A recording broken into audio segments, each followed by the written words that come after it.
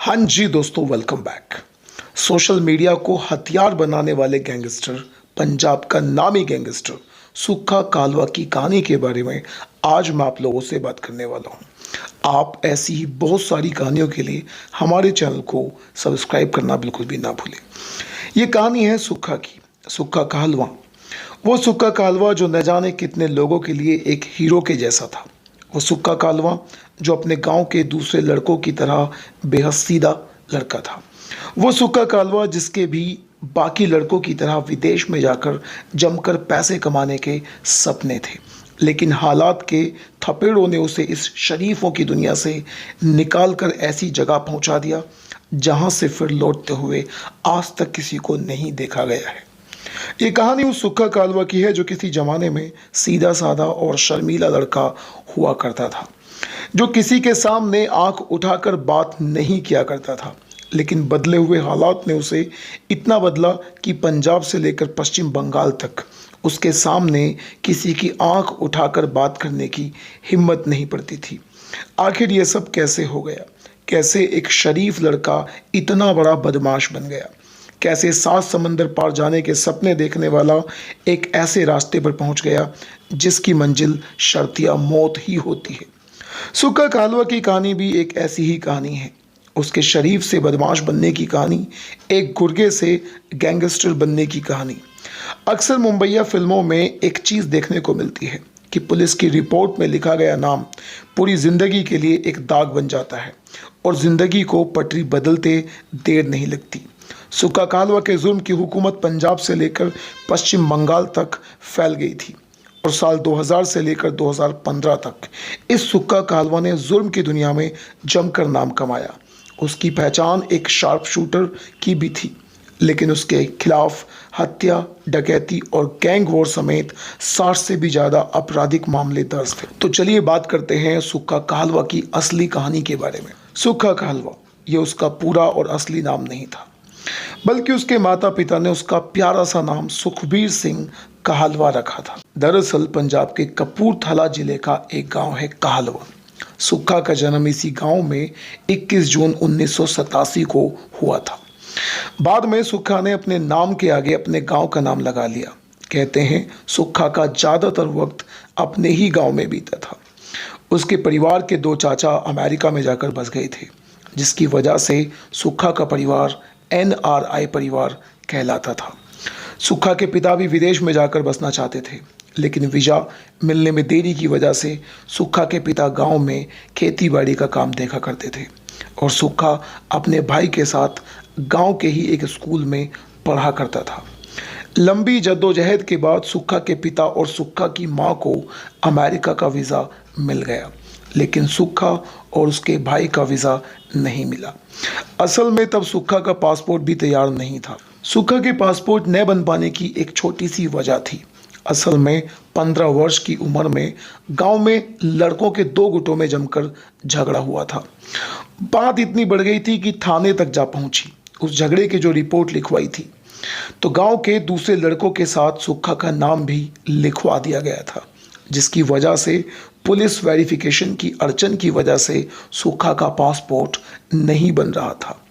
लिहाजा सुक्खा के माता पिता को अपने दोनों बच्चों को यहीं छोड़कर अमेरिका जाना पड़ा। थाने में लिखी उस झगड़े की इबारत ने सुक्खा की जिंदगी को पूरी तरह से बदल के रख दिया। पुलिस के उस मामूली केस ने सुक्खा की जिंदगी पर तमाम उम्र के लिए कोमा, फुल स्टॉप तक लगा दिए और गांव के सीधे साधे लड़के की जिंदगी पटरी से उतरकर गुनाहों के दलदल में धंसती चली गई। सुक्खा कालवा वो गैंगस्टर था जिसने नए जमाने की सबसे कारगर चीज़ सोशल मीडिया को अपना सबसे कारगर हथियार बना लिया था। वो सोशल मीडिया पर बहुत ज़्यादा एक्टिव रहता था, खास तौर पर फेसबुक पर।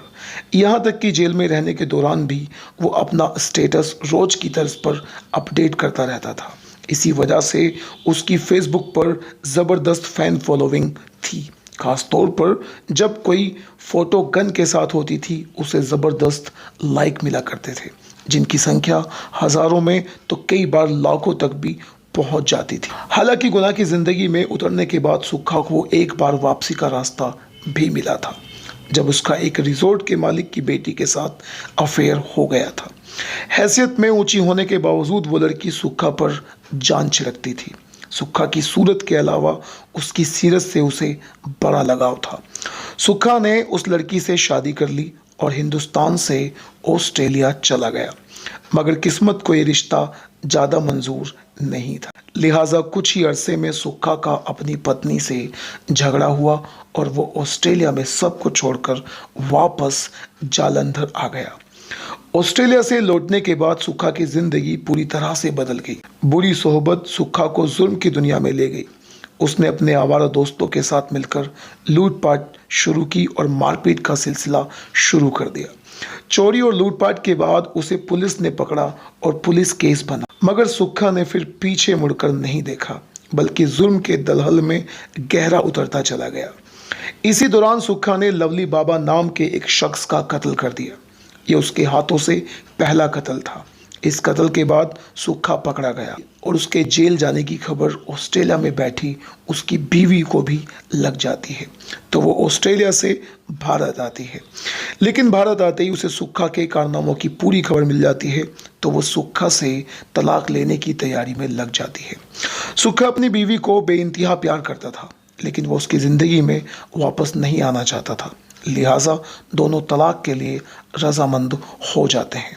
उसके बाद सुक्खा खालवा गांव छोड़कर जालंधर में आकर रहने लगता है और यहाँ के कुछ नामी गुंडों के साथ मिलकर अपना एक गैंग बना लेता है। हालात का मारा ये गैंगस्टर, जिसकी किस्मत बहुत बुलंद थी, कम से कम जिंदगी और मौत के मामले में तो जरूर थी। उसने मौत तक को 4 बार चकमा दिया। जालंधर पुलिस की हिरासत से सुक्खा अक्टूबर 2010 को फरार हुआ और पुलिस ने जब उसका पीछा करने के बाद उसे गोली मारी तो वो बच गया। इसके बाद राजस्थान में भी सुक्खा पुलिस की मुठभेड़ में मौत को चकमा देकर फरार हो गया। हालांकि इस मुठभेड़ में उसका एक साथी मारा गया। इसके बाद सुक्खा ने यूपी के एक गैंगस्टर यामीन के साथ मिलकर लाखों का सोना लूटा। लूट के माल के बंटवारे के दौरान यामीन और सुक्खा के बीच जमकर झगड़ा हो गया। असल में इस दौरान सुक्खा एक तरह से भगोड़ा था और यामीन ने उसे पनाह दे रखी थी, लेकिन सोने की लूट के बाद हुए झगड़े की वजह से यामीन को सुक्खा अखरने लगा। लिहाजा यामीन ने अपने साथियों के साथ मिलकर सुक्खा का गला रेत दिया था और ये समझकर उसे यमुना की रेत में फेंक दिया था कि शायद वो मर गया होगा। लेकिन उसका नसीब इतना अच्छा था कि वो इस बार भी मौत को मात दे गया और बच गया। 2013 में सुक्खा ने पुलिस प्रधान सुदर्शन ढिल्लों की हत्या कर दी और उसके बाद उसके गुनाहों की फेहरिस्त तेजी से बढ़ने लगी। अब पुलिस के रिकॉर्ड में हत्या, लूट, डकैती के कम से कम 60 मामलों से ज़्यादा सुक्खा के खिलाफ हो चुके थे।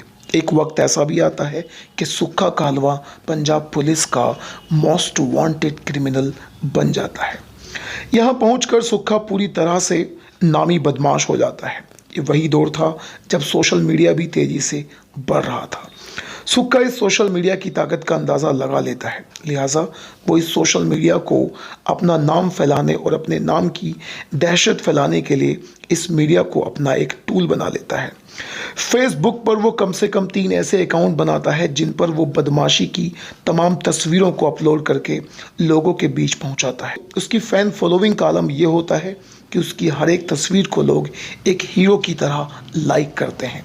लेकिन इसी सोशल मीडिया के जरिए वो गुनाहों का ग्राफ भी तेज़ी से ऊपर की ओर लेकर जा रहा था और उसके जरिए धमकी तक लोगों को देना शुरू कर देता है। उसके जुर्म की कहानी सोशल मीडिया के जरिए पंजाब की हदों से आगे निकल जाती है और राजस्थान, दिल्ली, यहाँ तक कि पश्चिम बंगाल में बैठे गैंगस्टर अब उसके नाम की माला जपना शुरू कर देते हैं।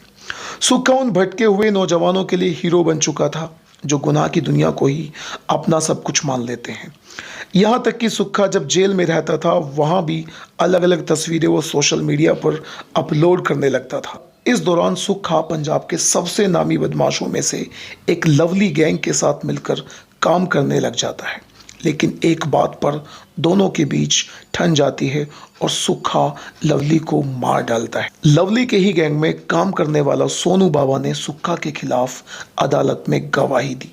सोनू की गवाही के बाद सुक्खा बेहद गुस्से में था और जज के सामने ही उसने सोनू को जान से मारने की धमकी दे दी। पंजाब के तमाम गैंग में ये बात मशहूर थी कि सुक्खा जिसको धमकी देता है उस पर अमल जरूर करता है। लिहाजा उस घटना के बाद सोनू डर गया और इस उधेड़ बुन में लग रहा था कि वह सुक्खा की धमकी से कैसे बच सकता है, क्योंकि उसे मालूम था कि जैसे ही सुक्खा जेल से बाहर आएगा तो सुक्खा उसे मार डालेगा। तब सोनू ने पंजाब के एक और बड़े गैंगस्टर विक्की गोंडर से हाथ मिलाया और उसे सुक्खा की सुपारी दे दी। साथ ही ये भरोसा भी दिया कि सुक्खा के खात्मे के बाद विक्की गोंडर ही पंजाब का सबसे बड़ा डॉन बन जाएगा। विक्की गोंडर ने सुक्खा के नाम की सुपारी ले ली और फिर सुक्खा को मारने की प्लानिंग बनने लगी। हैरानी की बात यह थी कि सुक्खा को विक्की गोंडर के प्लान की खबर भी थी। उसे पता चल चुका था कि विक्की गोंडर उसको मारने की प्लानिंग कर रहा है। सुक्खा को मारने के कई बार प्लान बने मगर कोई भी प्लान कामयाब नहीं हो सका। वक्त गुजरता जा रहा था और सुक्खा जेल से कोर्ट और कोर्ट से जेल ले जाया जा रहा था, लेकिन उसके गैंग का काम चल रहा था। दिन आया 21 जनवरी 2015 का, जब पंजाब पुलिस सुक्खा को नाभा जेल से जालंधर अदालत में पेशी के लिए लेकर जा रही थी। बिल्कुल फिल्मी स्टाइल में दो लग्जरी कारों ने पुलिस की उस वैन को चारों तरफ से घेर लिया जिसमें पुलिस वाले सुक्खा को लेकर जा रहे थे। इससे पहले पुलिस वैन में मौजूद पुलिस वाले कुछ समझ पाते, कार में सवार बदमाशों ने ताबड़तोड़ फायरिंग शुरू कर दी। असल में उन दो कारों में 15 गैंगस्टरों की एक टोली मौजूद थी जिनके पास ऑटोमेटिक पिस्तौल और डबल बैरन गन थी। इसके बाद कार सवार बदमाशों ने पुलिस वालों को घेर कर उनसे उनके असले छीन लिए और फिर वैन को पूरी तरह से घेरकर सुक्खा पर एक दो नहीं पूरी 60 से ज़्यादा गोलियां दाग दी। सुक्खा की मौके पर ही मौत हो गई। इस वारदात का सबसे चौंकाने वाला पहलू ये है कि सुक्खा को मौत के घाट उतारने के बाद भी जब गैंगस्टरों का गुस्सा शांत नहीं हुआ तो वहीं उसकी लाश के पास सारे गैंगस्टरों ने खड़े होकर जमकर भांगड़ा किया और पुलिस जीप के ड्राइवर को डंके की चोट पर ऐलान करते हुए कहा कि सबको बता देना कि इस मर्डर का जो प्लॉट है वो गोंडर गैंग ने ही तैयार किया था। अब दोस्तों कहा जाता है कि सुक्खा के मर्डर के बाद जब सुक्खा के माता पिता अमेरिका से लौटे तब उनको इस बात का पता चला कि असल में अपनी हत्या से पहले सुक्खा को इस साजिश का पूरा पता था। उसे ये भी पता चल चुका था कि इस हत्या के पीछे गोंडर गैंग के अलावा प्रेमा लाहौरिया और सोनू बाबा का हाथ है। असल में इस बात का पर्दाफाश उस वक्त हुआ जब सुक्खा कालवा की हत्या के सिलसिले में आरोपी गैंगस्टरों को पकड़ा गया। तो पुलिस की पूछताछ में ये बात सामने आई कि सुक्खा को कैसे मारने की प्लानिंग की गई थी, लेकिन किस वजह से उस प्लानिंग को अंजाम तक नहीं पहुंचाया जा सका। उसके बाद ही सुक्खा को फगवाड़ा के पास मौत के घाट उतारने का प्लान तैयार हुआ और यह भी तय हुआ कि उसे 21 तारीख को कैसे मारा जाएगा। ये थी दोस्तों पंजाब के सबसे बड़े गैंगस्टर सुक्खा कहलवा उर्फ सुखबीर सिंह कहलवा का किस्सा और उसकी कहानी, जो 28 साल की उम्र में पंजाब के साथ साथ कई राज्यों की पुलिस का सरदर्द बन चुका था और पूरी तरह से फेमस भी हो चुका था। अब दोस्तों चैनल को सब्सक्राइब कीजिएगा और अपनी राय कमेंट बॉक्स में ज़रूर दीजिएगा कि सुक्खा कहलवा जैसे गैंगस्टरों के बारे में आपकी क्या राय है।